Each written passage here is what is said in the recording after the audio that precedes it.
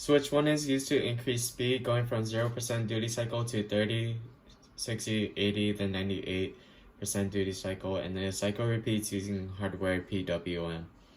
Switch 2 is used to control the moving direction, which will start in forward direction and move backwards when pressed again. Cycle repeats. The red LED right now indicates no robot motion. Blue indicates backward, and green indicates forward moving direction. Right now, if we try to change the direction, nothing works. It stays as red, which indicates no robot motion.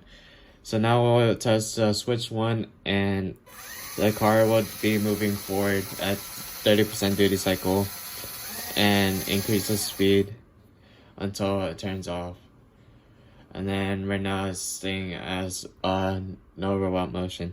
Now if we start running it and change the speed or direction, we can change it to blue, which is moving backwards, and change it again, move it to green, and do it again and backwards.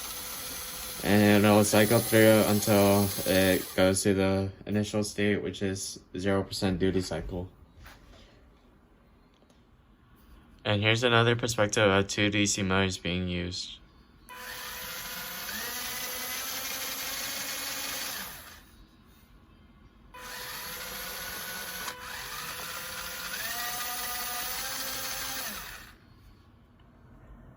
I will briefly explain my code that I have right here. I included some files into my main file. We use a 50 megahertz clock and initialize the sysdiv value, sysdiv2 value to 7, which creates a 50 megahertz clock. Back in our main file, we initialize some variables. So we declared our period and 5 different duty cycles. So it goes from 0 to 30%, 60%, 80%, and 98%. Define some LED colors, and then included some interrupt functions defined in startup.s, some shared variables that we use throughout the code, and included the prototypes. And we called the functions in the main right here, and initialize the duty A and duty B values to be at 0% duty cycle.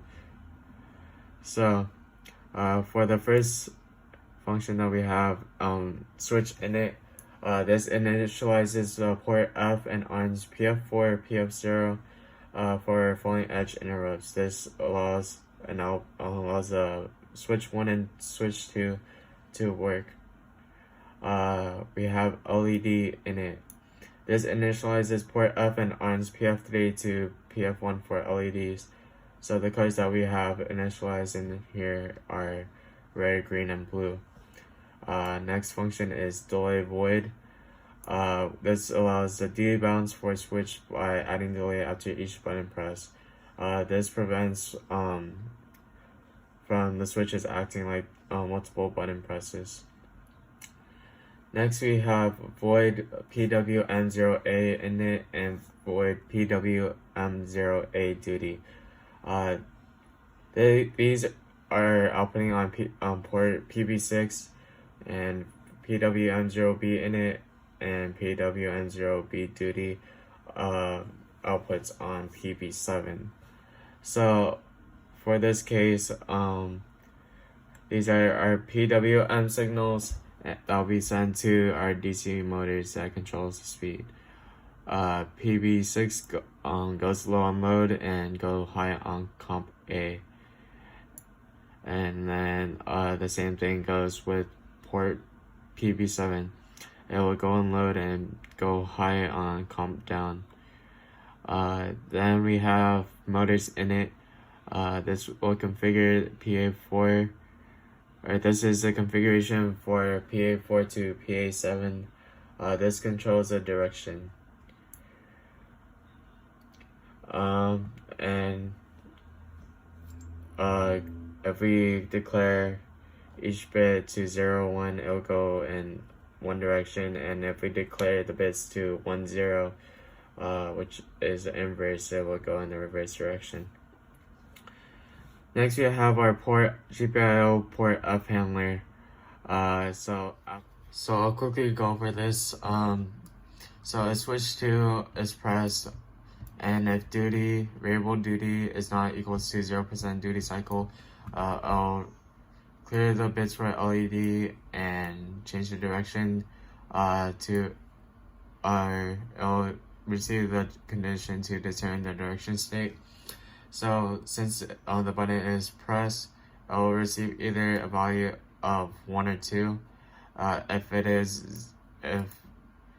the direction mod 2 is set to 0, it'll be going forward, so the LED will be green. If the direction mod 2 is equals to 1, would go backward, and the LED would be set to blue. And here the direction is declared in these if statements, so that the condition still stays when the speed is still being increased. So direction here is green, and here's blue, and this is the initial state. This is the code where the duty cycle will be increasing after each button press, and if the duty cycle is 5, which is over the number of duty cycles that we declared at the beginning, the duty will be set to 0, which the cycle repeats.